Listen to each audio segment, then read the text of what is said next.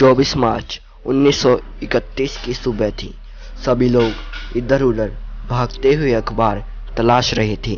फिर खबर मिलती है कि भगत सिंह लाहौर सेंट्रल जेल में गिरफ्तार हो चुके हैं। इसके बाद सारा देश अचानक सदमे में चला जाता है, क्योंकि उस 21 साल के बच्चे ने ऐसा करिश्मा कर दिया था कि सबको उस पर इतना गर्व हो गया था कि सब उसके अपनी भगवान जैसा मानने लगे थे। आज हम आपको इस वीडियो के द्वारा उस बच्चे जिसका नाम है भगत सिंह के बारे में बताने जा रहे हैं। अंग्रेजी सरकार ने दिल्ली के लेजिस्लेटिव असेंबली में 2 बिल पारित करने का ऐलान किया।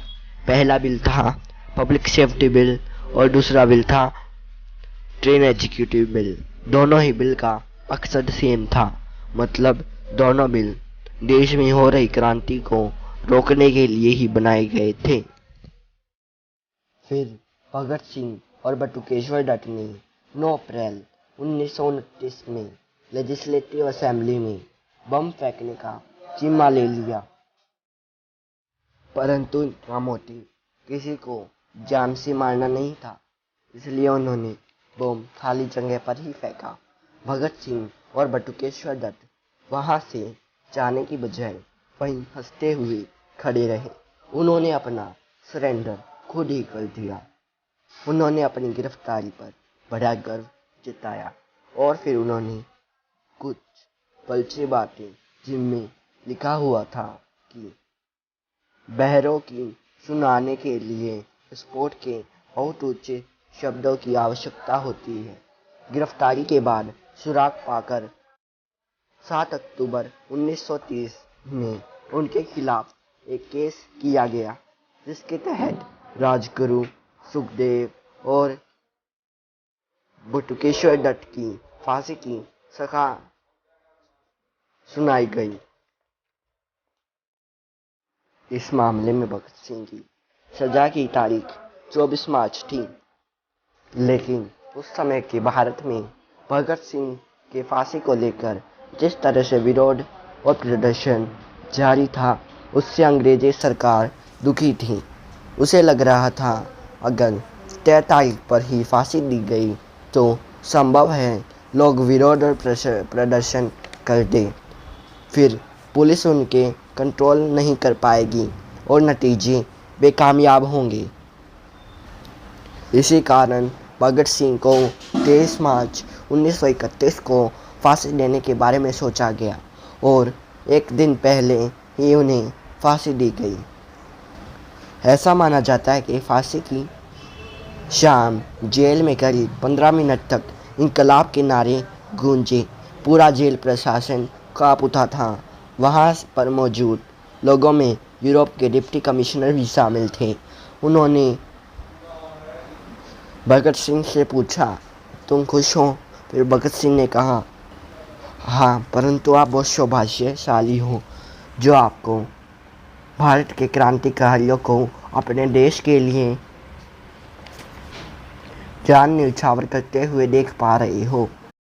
फिर भगत सिंह अपने देश की आज़ादी के लिए हंसते हंसते फांसी पर चढ़ गए। परंतु ये जानना काफ़ी नहीं होगा कि फांसी कब दी गई, कैसे दी गई। अब जानते हैं उस रात आखिरकार हुआ क्या था। उस दिन भगत सिंह ने बहुत किताबें पढ़ी। वे अपने समय में पढ़ने में मगन थे।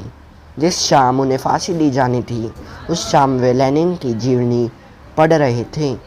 लेनिन रूस की क्रांति के सबसे बड़े क्रांतिकारी थे, परंतु लेनिन के किताब के कुछ आखिरी पन्ने ही बचे थे। तभी वहाँ पर मौजूद जेल के एक अधिकारी आते हैं और बोलते हैं, भगत सिंह, तुम्हारा समय पूरा होता है।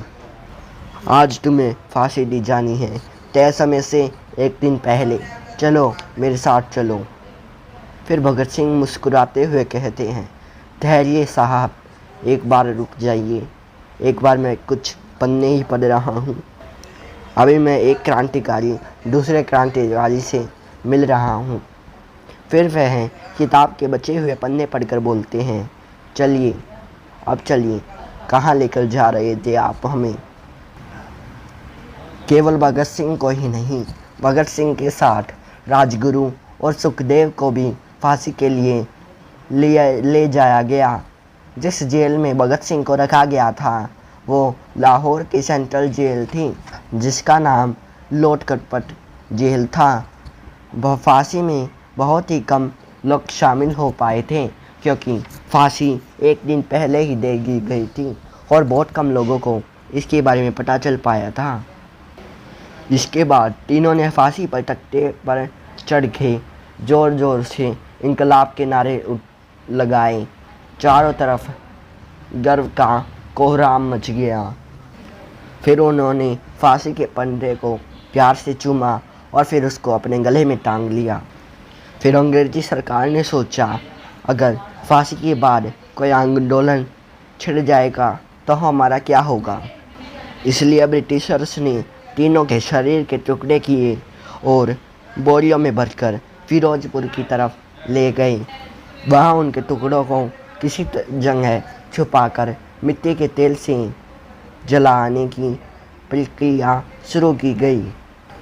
जब आग लगाई गई तो गांव के लोगों ने आग को देखा और सभी आग की लपटों की तरफ भाग उठे। गांव वालों को देखकर अंग्रेज डर गए और फिर उन्होंने जले टुकड़ों को सतलुज नदी में फेंका और अपने घर वापस चले गए। फिर गांव वालों ने तीनों के टुकड़ों को अच्छी तरह से इकट्ठा किया और उनका अच्छे से दाह संस्कार किया। 2002 में लॉन्च की गई एक film the legend the Bhagat Singh में भी यही लिखा हुआ है जो हमने आपको इस पूरी वीडियो में सुनाया है। आपको ये मेरी वीडियो कैसी लगी नीचे कमेंट में बताइएगा और यह भी बताइएगा आपको भगत